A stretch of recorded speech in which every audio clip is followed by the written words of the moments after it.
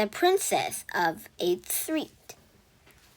In a land not far away, in a time not long ago, there was a beautiful princess named Jan. Princess Jan lived with her royal family high up in a tower where the princess' bed chamber had sweeping view over the kingdom of 8th Street.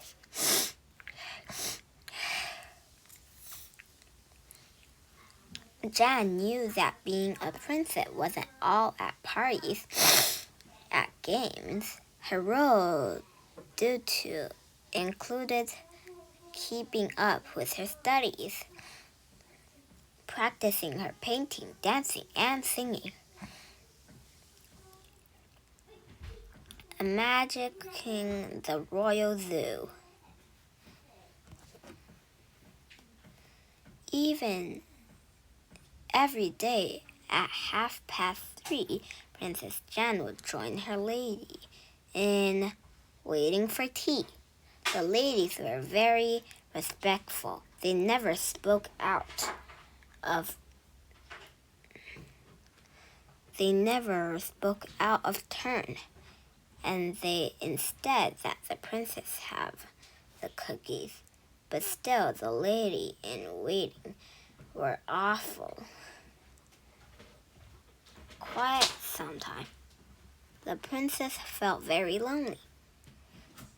One day, the queen entered the princess' chamber and asked Jane to accompany her to the market. Princess Jane was thrilled at the chance to leave the place.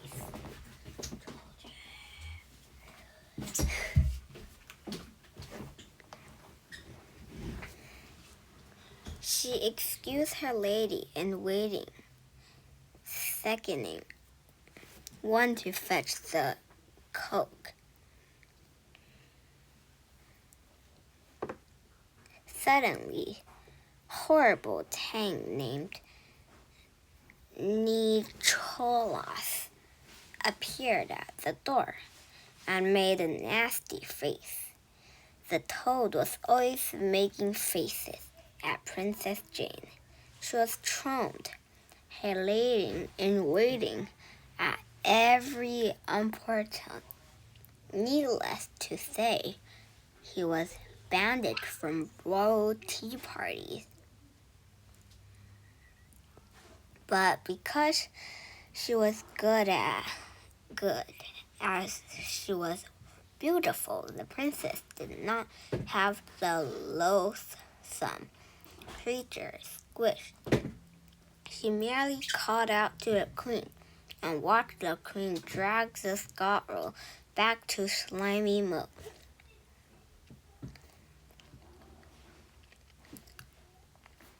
Outside the castle, crowds of hurry down the thoroughfare. A noble whisk body in golden carriages. The queen took Princess Jane by the hand and held her towards the marketplace.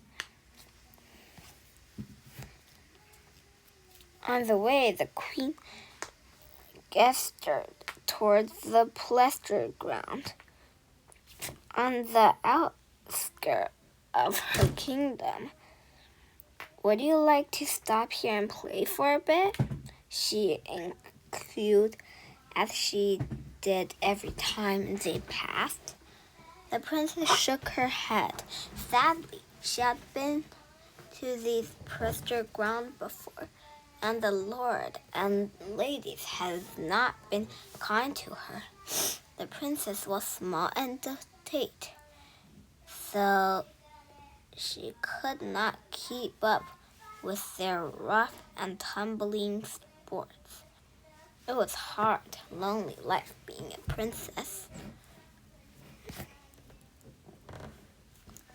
At the marketplace, the queen treated Princess Jane so sweet candy, although the town people must have been surprised to see the queen and the princess walking among them.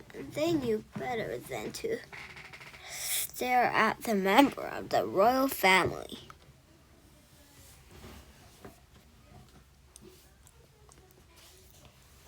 After the purchase had been bundled up, the queen and the princess began their journey back to the castle. They walked by the pleasure ground again. The queen met a passing noblewoman. They again took conversation, and the queen insisted that the princess go off and play while they spoke.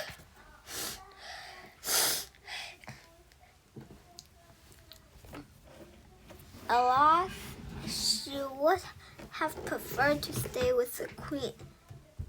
The princess held into the pleasure ground. Feeling of dream weighed her down like a stone. A ground floor and ladies played near the swing set as Princess lowered herself into an empty swing.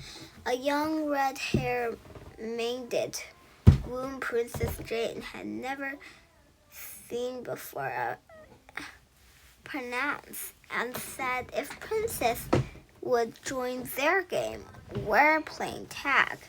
You're it, the maiden cried.